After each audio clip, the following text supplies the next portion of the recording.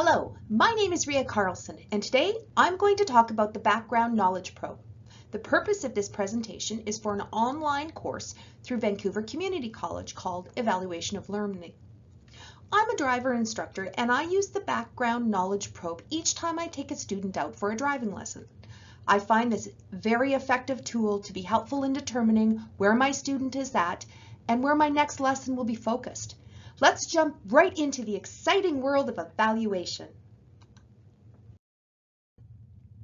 Today I thought I'd begin by discussing what is a background knowledge probe, when do we use it, and where in the course is the best place to use this tool. The benefits of this type of evaluation and the disadvantages of the background knowledge probe. Thought I would touch a little bit on the best way to utilize this type of evaluation. And lastly, I will speak to feedback for our students and what we as instructors and facilitators can do with the important data that we've gathered.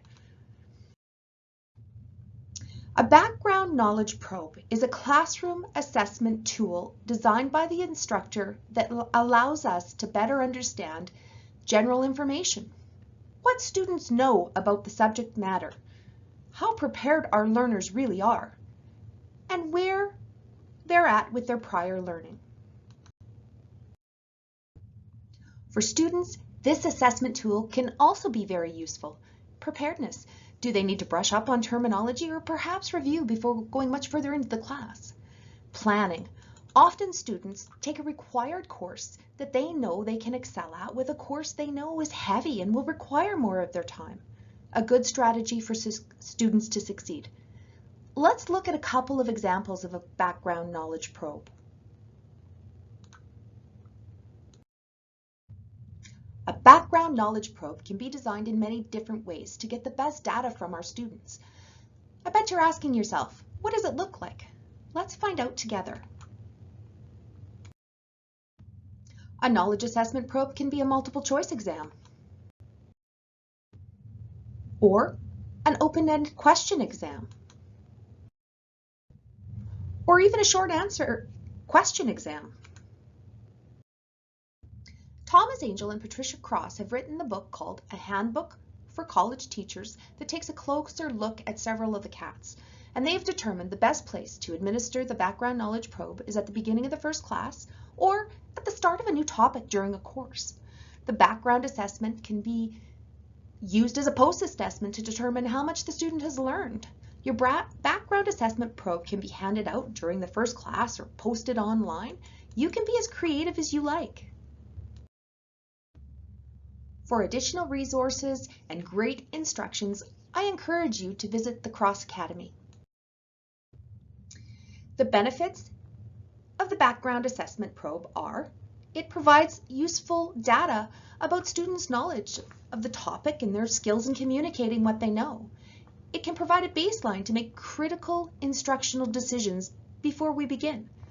By building on specific background knowledge that the students do have, the instructors can give students a familiar starting point, encouraging students to connect the lessons or course topics to their own experiences and prior knowledge, probing students to begin constructing their own bridges between old and new knowledge.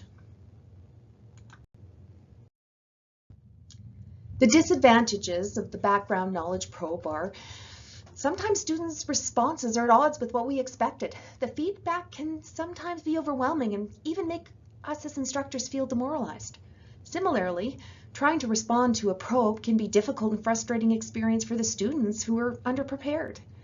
In the process of reading and clarifying responses, a teacher may form hard to change first impressions, which can really affect his or her expectations of the student.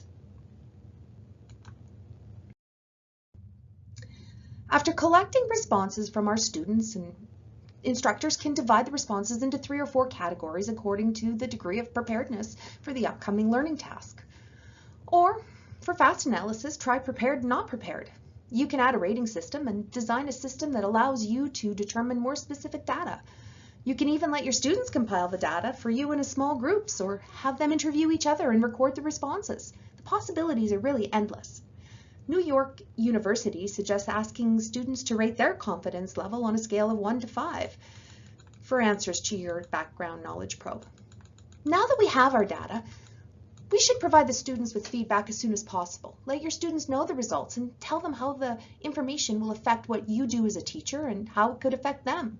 Some best practices to keep in mind is be clear on the information you want from your student and don't generalize from the response. Keep grammar concise and don't forget to share the information. It's super important to be sure you have the time, energy, and willingness to analyze and respond to the information. Sometimes being concerned about students that are not prepared will always be a result, but you will also find superstars as well. Be prepared with a plan of action for them as well. Classroom assessment tools are amazing, and the more we dig into them as instructors, we'll find tools like the background knowledge probe that sets instructors and students up to succeed. If you are looking for other alternatives and options, I encourage you to Google. Thank you for taking time and exploring the background knowledge probe with me today.